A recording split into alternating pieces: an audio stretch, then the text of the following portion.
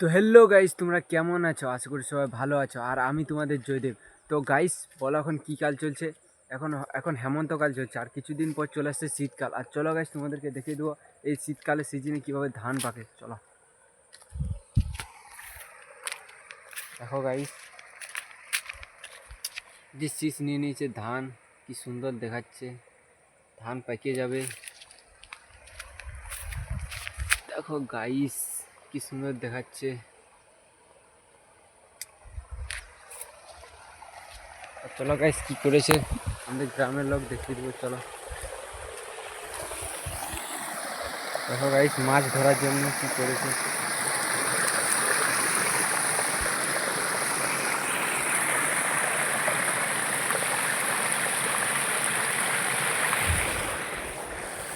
তো গাইস, তোমরা বেশি তো টাউনে থাকো, তো গ্রাম অঞ্চলে যারা থাকে তারা জানে গ্রাম অঞ্চলের পরিবেশ কি সুন্দর।